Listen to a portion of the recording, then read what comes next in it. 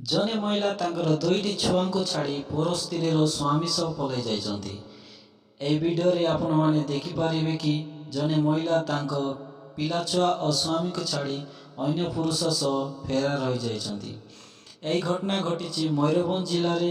ମୟୂରଭଞ୍ଜ ଜିଲ୍ଲାର ଏକ ଅଞ୍ଚଳରେ ଏଭଳି ଘଟଣା ଦେଖିବାକୁ ମିଳିଛି।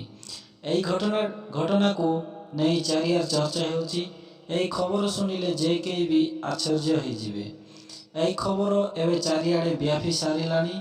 ଏହି ଘଟଣାକୁ ନେଇ ସେହି ମହିଳା ଜଣଙ୍କର ସ୍ୱାମୀ କହିଛନ୍ତି ତାଙ୍କର ପରିବାର ହସ ଖୁସିରେ ଚାଲିଥିଲା, ଆଉ ସେହି ମହିଳା ଜଣକ ପରପୁରୁଷ ପ୍ରେମରେ ପଡ଼ିଲା। ସେ ପ୍ରେମରେ ପଡ଼ିବା ପରେ ସେହି ସ୍ୱାମୀ ପାଖରେ ଥିବା ସବୁ ଟଙ୍କା ସୁନା ଗହଣା ନେଇ ସେହି ପ୍ରେମିକ ସହ ଫେରାର ହୋଇଗଲା। ଆଉ ସେହି ପ୍ରେମିକ ଜଣକ ମଧ୍ୟ ବିବାହିତ, ଆଉ ତାଙ୍କର 9 ବର୍ଷର ଛୁଆଟିଏ ଅଛି। ସେହି ପ୍ରେମିକ ଜଣଙ୍କର ମଧ୍ୟ ଛୁଆ ଥାଇ ସେ ଏଭଳି କାମ କରିବା ସତରେ ବହୁତ ଖରାପ ଅଟେ।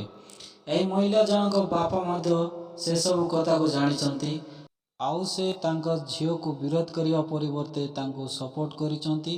ସେହି ମହିଳା ଜଣଙ୍କର ସ୍ୱାମୀ କହିଛନ୍ତି ତାଙ୍କର ସବୁ ସମ୍ପତ୍ତି ତାଙ୍କ ଶ୍ୱଶୁର ନାଁରେ ତାଙ୍କ ସ୍ତ୍ରୀ କରିଦେଇଛନ୍ତି, ଆଉ ସବୁ ଘର ସବୁ ଜିନିଷ ନେଇ ପଳାଇ ଯାଇଛନ୍ତି। ଏବେ ଏହି ମହିଳା ଜଣଙ୍କର ଏଭଳି କାମକୁ ତାଙ୍କ ସ୍ୱାମୀ ଦେଖି ଛୁଆଙ୍କ କଥା ଭାବି ମନ ଦୁଃଖ କରିଛନ୍ତି। ଆଉ ସେ ତାଙ୍କ ଶ୍ୱଶୁରଙ୍କୁ କହିଛନ୍ତି ତାଙ୍କ ଧନ ସମ୍ପତ୍ତି ଛୁଆଙ୍କ ପାଇଁ ଫେରାଇ ଦେବାକୁ।